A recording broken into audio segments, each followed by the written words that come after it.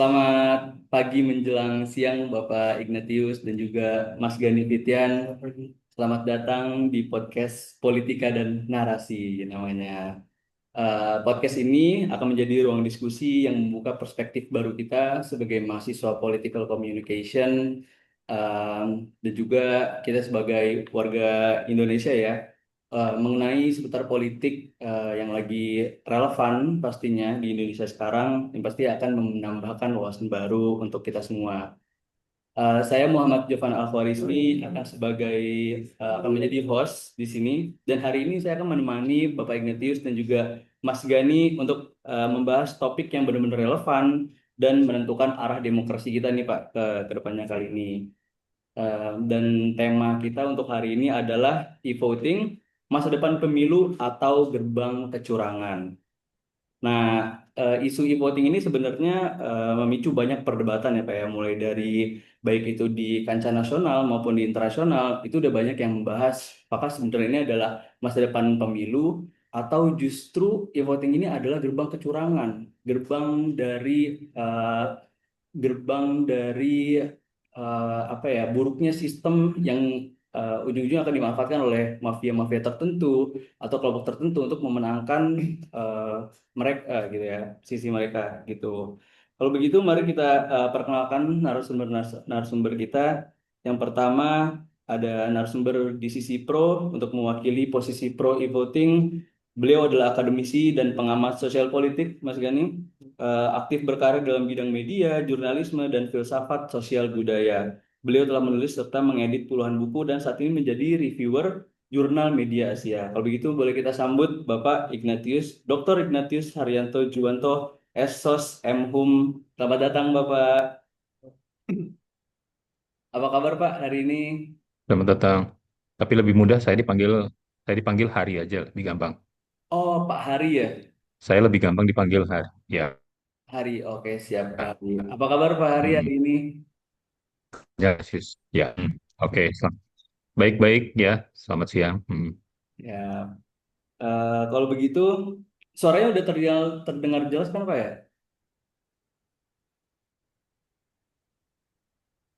Waduh. Terdengar. Ya.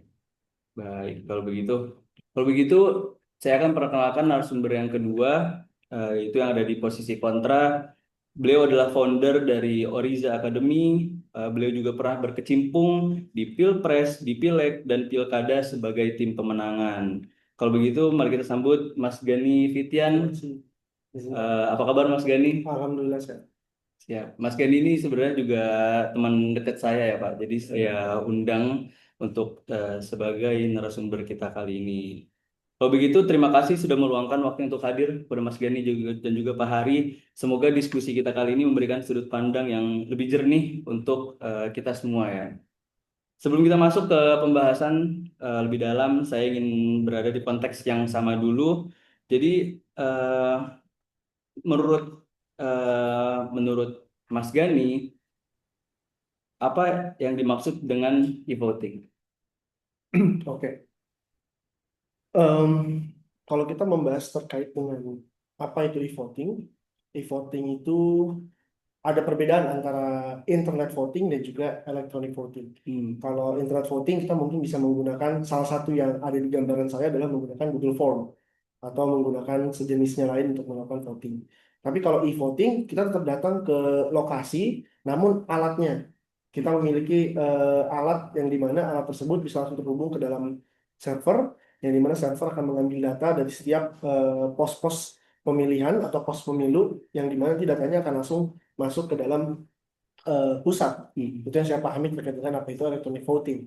Dan itu yang mungkin akan menjadi salah satu menu pembahasan kita nanti setelah ini, terkait dengan kenapa sih e-voting dari sudut pandang saya tidak relevan untuk diaplikasikan ke dalam pemilu di Indonesia.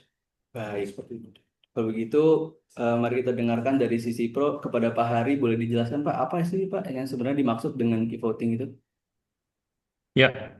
eh, Menurut saya e-voting itu kan kita memanfaatkan teknologi yang ada ya. Kita tahu Indonesia itu kan sangat luas dan ada banyak tempat-tempat yang di pelosok yang kadang-kadang sulit dijangkau gitu ya. Nah, e-voting ini buat saya eh, bisa mewakili atau mungkin bisa kita lakukan untuk mempermudah orang-orang yang ikut dalam pemilu begitu, sehingga lalu kemudian nanti hasil penghitungan ataupun rekapitulasi suaranya juga bisa dilakukan dengan lebih cepat begitu ya. Kita kan sudah pernah melakukan apa eh, pemilu secara langsung dan itu kan juga kita disebut sebagai salah satu negara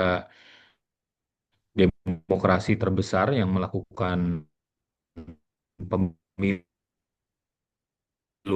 langsung dan dunia memuji Indonesia. Kita lihat hasilnya kan tidak mengecewakan begitu ya. Jadi kenapa kita menolak kalau kita mau memperbaiki sistem kita dan kita masuk ke kondisi yang lebih advance begitu. Jadi itulah dasar kenapa saya mendukung e-voting. Oke, baik. Terima kasih pandangannya untuk kedua narasumber kita, baik yang dari yang kontra maupun yang dari yang pro. Kita akan langsung masuk kepada pertanyaan yang pertama, Pak. Eh, Biaya logistik pemilu selalu membengkak gitu ya. Dari tahun ke tahun, setiap 5 tahun, setiap pemilu dilakukan, biaya akan membengkak di biaya logistik untuk mengantarkan kertas-kertas suara ke tempat penghitungan. Menurut Bapak sendiri dan Mas Gani, apakah digitalisasi seperti e-voting merupakan solusi yang efisiensi yang Indonesia butuhkan saat ini? Boleh pada Pak Hari dulu untuk sebagai sisi pro-nya?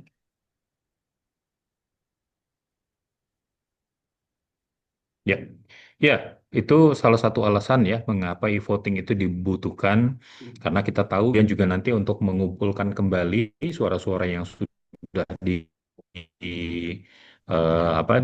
dicoblos gitu ya. Itu kan membutuhkan biaya yang tidak sedikit. Nah, e-voting ini saya kira akan membantu dan juga membuat pemilu ini bisa jadi lebih murah gitu ya. Bisa lebih dihemat begitu sehingga mungkin anggarannya bisa dipakai untuk hal-hal yang lain seperti itu. Sekaligus juga ini kan eh, kita memanfaatkan teknologi yang memang sudah kita miliki pada saat sekarang dan saya kira kondisi infrastruktur kita juga sudah cukup memadai kok untuk kita melakukan e-voting semacam ini. Begitu. Baik, baik. Saya terima pendapat dari Bapak. Boleh balasannya dari pihak kontra mungkin? Em, Mhm. Kalau dari sudut pandang kontra, saya melihat bahwa ketika terjadinya e-voting nanti di masa depan, yang akan jadi permasalahan kita yang baru adalah siapa nih yang akan menjadi vendor untuk pembuatan alat e-voting. Hmm. Apakah di situ tidak akan membuat biaya semakin besar lagi? Apakah ketika terjadinya e-voting, kan ketika terjadi voting kita membutuhkan alatnya. Betul. We need a system. We need a server untuk ketika nanti dari pos pemilihan sampai ke pusat itu dalam rekapitulasi itu butuh sistem dan juga butuh biaya juga. Tapi ketika kita menerapkan e-voting dan e-voting diterapkan, alat ini bisa jadi alat baru untuk korupsi ke depannya. Ditambah dengan suara kita, apakah benar itu kita yang mencoblos dan sebagainya. Karena kan kalau kita memakai e-voting kita bisa membutuhkan ektp. Ektp bisa jadi ketahuan tuh kita nyoblos yang mana dan itu bisa melukai salah satu dari prinsip dari pemilu yaitu jujur dan adil dan transparan jujur adil transparan dan rahasia. Nah rahasianya ini bisa jadi terungkap ketika siapa yang mencoblos A, siapa yang mencoblos B. Nah itu yang saya lihat akan menjadi permasalahan nanti ke depannya ketika kita menerapkan e-voting. Mengacu kepada setiap tahunnya pemilu biaya logistik semakin mahal, sebenarnya ada aspek di mana pengurus-pengurus dari KPU-nya yang memanfaatkan logistik itu menjadi lebih besar lagi. Kita baru tahu kemarin ketua KPU menggunakan private jet untuk berkeliling di Indonesia, yang dimana menghabiskan sampai berapa ratus miliar, dan itu yang mungkin menurut saya membengkaknya ada di situ. Jadi ketika kita tetap menggunakan pemilu yang lama, namun lebih diefisiensikan lagi terkait dengan pelaksanaannya, tidak tidak dengan seperti sekarang yang dimana beban bisa semakin membengkak ketika pemilu dilaksanakan setiap 5 tahun sekali. Baik, baik, baik. Ngomong-ngomong soal tadi ada vendor, teknologi, server, dan lain-lain ya. Eh, Menurut eh, pertanyaan selanjutnya adalah e-voting kan bisa menjadi pintu untuk membuat manipulasi massal gitu ya. Ya. Yang misalnya dari satu sistem kemudian ada manipulasi massal mungkin dari iktp-nya dan lain-lain. Menurut Mas Gani dan juga Pak Hari, apakah sentralisasi data ini membuat pemilu itu lebih aman atau sebaliknya lebih berbahaya? Boleh dari Pak Hari dulu? Oke, sebelum menjawab soal sentralisasi ini, saya mungkin mau menambahkan begini, ya. Kalau tadi Bung Gani menyebut terkait dengan soal penggunaan private jet, begitu ya. Nah, itu kan eh, hal semacam ini itu kan bisa dihindari dengan penggunaan e-voting. Jadi tidak perlu kemudian ketua KPU itu harus pergi ke sejumlah tempat untuk memeriksa ya keadaan logistik dan lain-lain seperti itu. Nah, dengan e-voting ini kan lebih dipermudah begitu ya. Dan juga kalau misalnya ada kekhawatiran terkait dengan soal misalnya kecurangan atau apa seperti itu kan kita juga punya yang namanya Bawaslu ya, Badan Pengawas Pemilu. Sehingga lalu kemudian kalau ada kecurigaan-kecurigaan seperti ini kan bisa dilaporkan kepada Bawaslu sehingga bisa ditunjukkan. Terus kemudian kalau terkait dengan soal vendor dan lain-lain seperti itu, tentu saja para pembuat kebijakan kita, baik itu di DPR ataupun pemerintah, berikut juga dengan KPU seperti itu pastinya sudah memikirkan dengan sangat dengan sangat bijak ya mempertimbangkan detail-detail misalnya terkait dengan soal penggunaan vendor, siapa yang bisa menjadi vendor, bagaimana caranya kemudian membuat sistem yang eh, yang aman begitu ya sehingga lalu kemudian prinsip pemilu luber itu kan jujur dan rahasia itu tetap masih bisa dipertahankan gitu. Jadi menurut saya tidak perlu terlalu cemas ya dengan hal-hal semacam itu gitu ya. Ya kita dukung saja e-voting ini begitu. Kalau soal sentralisasi data, Pak, gimana menurut Bapak? Apakah ini membuat pemilu lebih aman Oke. atau Nah, berbahaya? menurut saya sebenarnya sentralisasi itu diperlukan dalam arti bahwa ya kalau kita ingin membuat hasilnya ini komprehensif dan lalu kemudian bisa segera kita dapatkan hasil besarnya, ya sentralisasi itu diperlukan begitu ya, supaya lalu kemudian eh, ya namanya saja kan e-voting ini kan kalau itu tersebar di berbagai tempat itu kan mungkin malah membuat rumit ya. Justru kalau misalnya dengan sistem yang sama bisa dilakukan di dalam waktu serentak di sejumlah tempat seperti itu saya kira akan lebih bermanfaat juga begitu ya, sehingga lalu kemudian menghindari kecurigaan-kecurigaan kalau misalnya nanti ada manipulasi dan lain-lain seperti itu. Tentunya dengan catatan bahwa sistem kita ini harus didukung dengan ahli keamanan cybernya begitu ya. Ya selalu kan ada orang-orang yang berupaya untuk menyerang dan lain-lain seperti itu. Kita juga perlu memperkuatnya dengan orang-orang yang memang ahli dalam hal eh, apa digital security dan lain-lain seperti itu. Demikian. Baik. Boleh tambahkan, Mas Gani? Saya izin menanggapi yang sebelumnya. Memang ketika kita eh, menggunakan e-voting, biaya seperti transportasi dan sebagainya memang sedikit lebih rendah. Mungkin bahkan bisa dikurangi menjadi sangat minim karena tidak adanya transportasi karena kita semua sudah sistem e-voting. Namun pada faktanya yang saya rasakan di pilkada kemarin, yang saya rasakan di pilkada kemarin adalah siapa yang memimpin, siapa yang memiliki power atas di setiap aspek dalam pemilu. Itu yang saya rasakan, mulai dari Bawaslu sampai ke tingkat DKP, DKKP, Dewan Kehormatan Pemilu.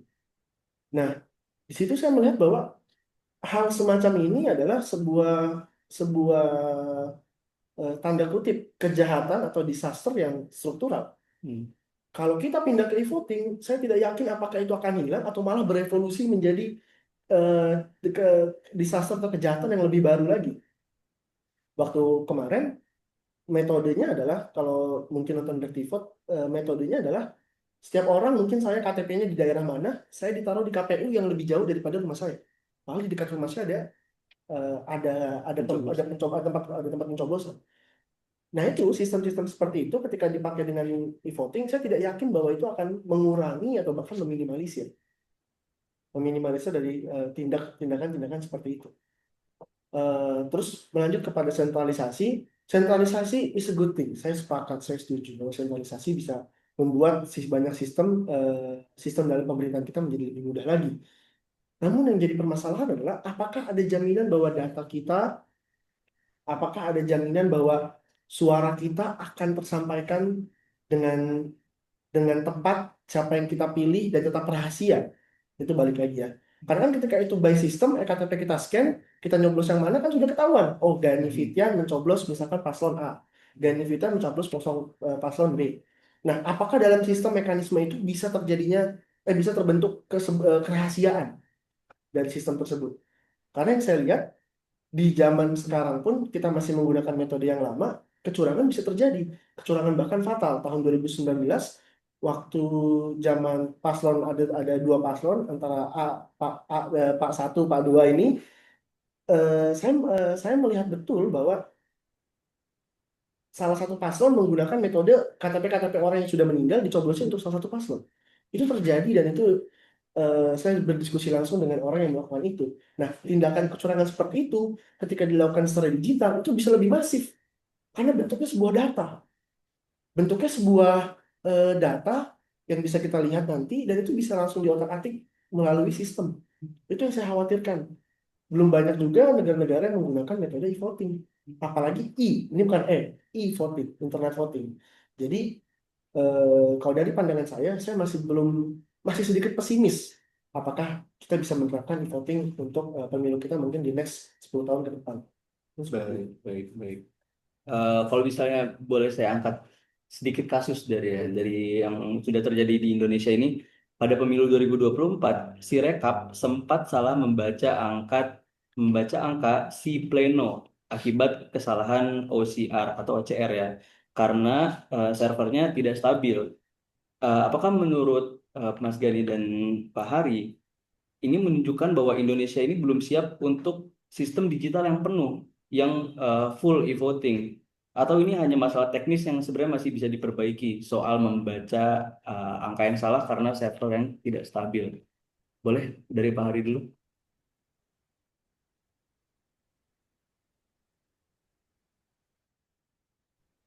Oke, ya.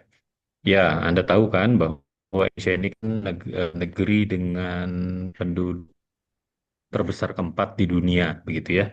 Cuma kalau kita katakan apakah ini bisa berhasil 100%, mungkin tidak mungkin kita bisa bayangkan berhasil 100% ya.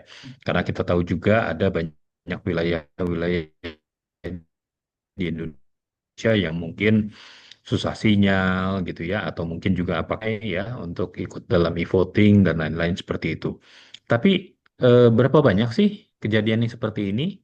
Coba kalau kita buat sebagai persentase, rasanya saya kira pasti jauh di bawah 10% gitu ya. Jadi artinya menurut saya ini akan tetap masih bisa berjalan kok gitu ya. Dan saya kira masyarakat kita hari ini kan sudah semakin cerdas ya, sudah semakin pintar, sudah semakin terampil. Apalagi juga kan orang-orang tua yang ada di daerah-daerah seperti itu kan juga punya anak-anak yang sekarang lebih melek digital dan lain-lain, sehingga kalau misalnya mereka mengalami kesulitan kan bisa tanya dengan anaknya sendiri ya, ini bagaimana sih Kak, kalau misalnya mau ikut pemilu secara elektronik begini begini begini, tentu saja mereka akan pandu gitu ya.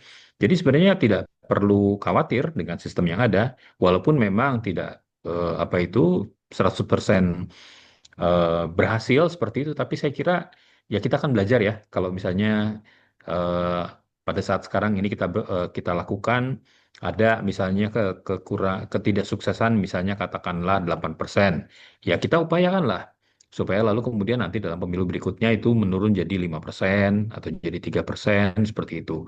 Jadi hal semacam ini kita penting juga untuk kita ketahui dan kita lakukan ya, bahwa jangan sampai lalu kemudian karena ketakutan ini itu jadi kita mandek nih, tidak maju-maju gitu ya. Padahal kita sudah punya teknologi yang bisa kita pakai begitu. Demikian. Baik, boleh Mas Gani? Terkait dengan kegagalan Sirekap ya. Hmm. Waktu pilkada kemarin sih saya untungnya tidak merasakan kegagalan Sirekap. Untungnya data yang diinput oleh kami melalui apa namanya melalui Sirekap dan juga hasil quick count memang kita sudah menunjukkan kita kurang unggul di momen itu dan kita pun tahu alasan-alasan di baliknya. Tapi apakah ini menunjukkan bahwa Indonesia belum siap? Jujur saya rasa ini belum siap. mungkin terdengar sangat pesimis bahwa Indonesia tidak bisa menerapkan teknologi untuk pemilu ke depannya. Tapi yang ada di pandangan saya untuk saat ini adalah kita saja saat ini masih menggunakan APH untuk eh, melancarkan politik di berbagai wilayah di Indonesia. Saya tidak tahu nih ketika ketika nanti ke depannya sudah e-voting, apakah itu akan tetap digunakan metode-metodenya. Jadi kenapa kita tidak berpikir untuk menyelesaikan permasalahan-permasalahan yang mungkin lebih krusial lagi di awal. Misalkan, oke, penegakan di Bawaslu, terus juga mungkin di DKPP lebih tegas lagi terkait dengan tindak kecurangan pemilu. Sebelum kita berbicara kepada e-voting, sebelum kita berbicara kepada e-voting, dan juga gimana caranya selesaikan dulu saja tuh permasalahan-permasalahan yang awal untuk kita bisa melaksanakan pemilu yang lebih efektif lagi ke depannya. Karena saya tidak tahu ya, mungkin ketika menggunakan e-voting, yang saya lihat adalah saya melakukan research dan sebagainya, banyak yang bilang adalah e-voting akan memicu another disaster untuk sebuah demokrasi. Itu yang kita khawatir, itu yang salah satu saya khawatirkan, dan juga beberapa kolega-kolega saya khawatirkan ketika menggunakan penerapan e-voting untuk metode pemilu kita. Mungkin itu sih dari saya. Oke. Kalau begitu, eh, mungkin ini pertanyaan terakhir juga ya, Pak. Kalau begitu dari pandangan dari Pak Hari soal e-voting, bahwasannya e-voting ini adalah tempat yang bagus untuk Indonesia mengembangkan teknologinya, prospeknya bagus untuk anak-anak muda. Namun menurut Mas Gani, saat ini Indonesia mungkin belum siap ya, mungkin belum siap karena hingga saat ini pun Indonesia masih menggunakan APH. Maka ada baiknya kita berangkat dari untuk membenahi masalah-masalah dari fundamental terlebih dahulu sebelum kita masuk ke e-voting. Kalau begitu menurut Pak Hari sendiri deh, aspek apa yang paling harus dibenahi terlebih dahulu? Apakah itu keamanan, infrastruktur, atau kepercayaan publik untuk kita Oke, benar-benar terima kasih. mempertimbangkan e-voting gitu, Pak? Ya, oke, terima kasih. Ya, jadi menurut saya tetap e-voting itu pertanyaan saya itu adalah kenapa tidak begitu ya? Kita sekarang sudah punya teknologinya, kita punya orang-orang yang memang siap melakukan itu, dan jangan lupa pemilih kita itu kan semakin semakin cenderung lebih banyak dari kalangan yang muda gitu ya, dari Gen Z dan lain-lain seperti itu, sehingga kita bisa katakan mereka-mereka ini kan digital natives ya. Jadi begitu lahirnya aja mereka sudah melek dengan soal digital. Nah, jadi kenapa tidak kalau kemudian kita gunakan sistem e-voting ini untuk pemilu kita ke depan begitu ya? Apakah kita nggak bangga kalau kita dibilang sebagai misalnya negara pertama yang menerapkan e-voting di dunia untuk penduduk yang berjumlah lebih dari 200 juta jiwa, misalnya seperti itu. Memang pasti rumit ya, dan saya kira juga memang di sana sini pasti adalah kelemahan-kelemahannya seperti itu gitu ya. Tapi saya kira kan juga di tingkat yang paling bawah sekalipun misalnya ya, apa itu KPPS misalnya seperti itu kan juga bisa melakukan ya dalam hal penghitungan suara. Kalau misalnya ada problem seperti itu kan dia juga bisa punya kewenangan untuk bertindak seperti itu begitu ya. Jadi saya kira misalnya kekhawatiran Mas Gani mungkin jangan terlalu membuat kemudian kita akhirnya jadi mundur gitu ya dari rencana untuk kita melakukan e-voting. Demikian. Kalau dari aspek-aspeknya, Pak, menurut Bapak, apa nih aspek tertentu yang mungkin harus dibenahi terlebih dahulu, Pak? Baik itu mungkin keamanan, infrastruktur, atau kepercayaan publik. Oke, ya. Nah, betul. Saja begitu. Terkait dengan aman, terus kemudian keamanan data pribadi. Kita kan juga punya undang-undang perlindungan data pemilu, lalu kemudian data kita jadi bocor kemana-mana seperti itu. Nah, ini saya kira kuncinya memang ada pada para pembuat kebijakan ya, baik itu pemerintah, DPR, KPU, Bawaslu dan lain-lain. Bagaimana caranya dengan kita melakukan sistem yang baru seperti ini, aspek keamanan, aspek eh, demokratisasi gitu ya, kerahasiaan dan lain-lain itu tetap terjamin begitu. Nah, saya kira kan setiap 5 tahun ada perubahan ya undang-undang pemilu kita untuk menyiapkan menjadi lebih baik. Nah, itulah saya kira bisa kita pakai revisi Undang-Undang Pemilu seperti itu kita pergunakan untuk kemudian lebih memantapkan jika kita memang ingin lebih maju dengan menggunakan e-voting. Demikian. Baik, terima kasih Bapak. Boleh dari Mas Gani? Em, dari saya, tidak sekarang bukan berarti tidak mungkin untuk bisa menerapkan e-voting. Tapi untuk saat ini, memang ada beberapa permasalahan fundamental yang harus diselesaikan. Yang pertama jelas infrastruktur. Dan infrastruktur kita secara pemilihan masih kurang tepat, masih kurang sesuai. Itu yang pertama. Yang kedua, kepercayaan publik. Kepercayaan publik di beberapa wilayah di Indonesia, salah satunya aja kita sebut aja langsung Pandeglang. Di sana kepercayaan publik sangat tipis sangat tipis kepercayaan kepada pemerintah. Karena setiap 5 tahun sekali, setiap pemilu yang diadakan di sana, mulai dari yang paling utama adalah pemilihan Bupati Pandeglang. Kenapa pemilihan Bupati Pandeglang menjadi salah satu minimnya kepercayaan publik? Karena di sana menggunakan aparatur sipil negara. ASN diperdayakan, guru-guru yang seharusnya mengajar digunakan untuk sebagai alat politik. Itu yang pertama. Yang kedua, ditambah dengan kemarin tahun lalu APH digunakan salah satunya. Nah, di sini yang jadi permasalahan adalah kepercayaan publik gimana mau meningkat kepada pemilu, kepada pemilihan ketika banyak aparatur sipil negara saja menjadi bagian dari perangkat politik, tidak fokus untuk melayani masyarakat. Nah, di sinilah yang harus kita benahi dulu sebelum kita berbicara tentang e-voting. Tapi balik lagi yang tadi saya bilang, tidak sekarang kembali tidak mungkin dilaksanakan. Mungkin in the next 15 years is applicable untuk diterapkan di Indonesia. Tapi untuk saat ini, saya rasa belum saatnya. Lebih baik kita benahi dulu. Untuk saat ini yang harus kita benahi masih panjang. Mulai dari infrastruktur, kepercayaan publik lebih penting. Kenapa? Karena ketika publik nggak percaya, nggak ada yang milih gimana, kita nggak ada yang milih nih pasangannya gitu kan. Jadi lebih baik kita benahi dulu mulai dari infrastruktur dan juga kepercayaan publik untuk kita bisa meningkatkan partisipasi pemilih di 2029 nanti, lebih banyak lagi yang mau untuk mencoblos paslon mulai dari presiden, eksekutif, legislatif, dan sebagainya. Nah, Begini. mau ditambahkan Pak Hari?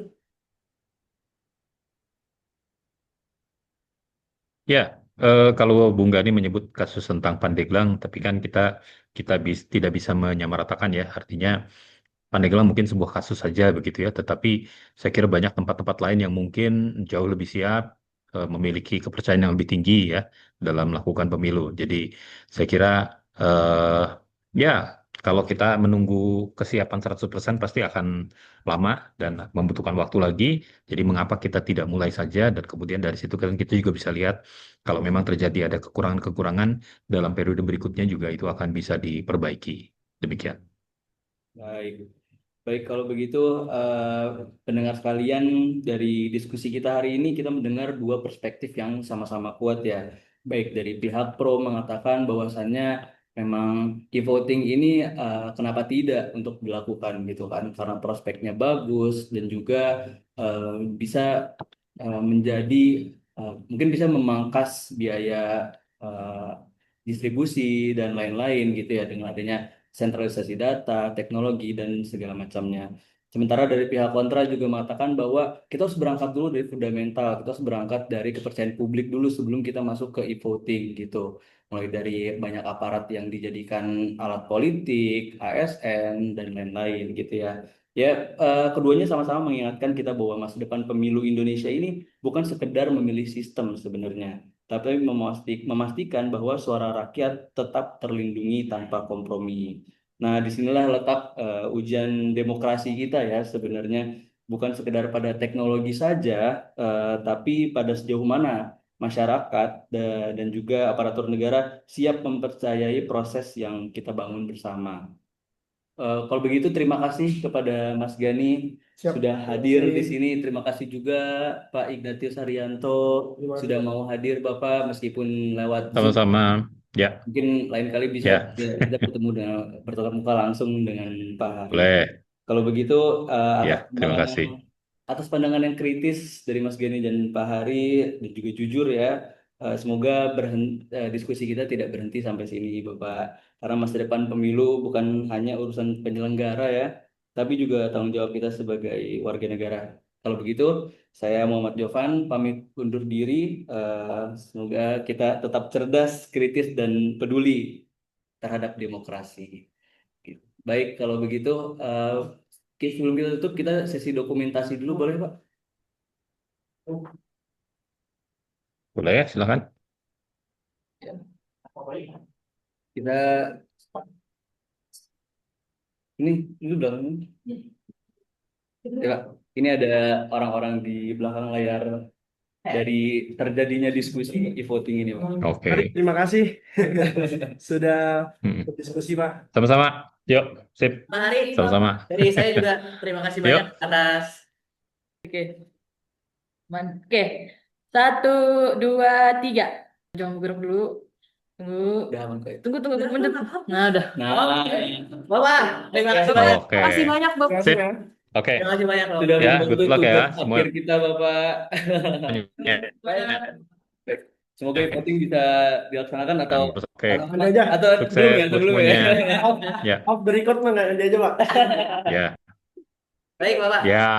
Makasih, Baik, Pak. terima kasih Bapak. Baik, saya leave ya. Oke. Ya, siap. Thank you ya. Oke, selamat siang semuanya. Sehat selalu. Ya, siap. Gue-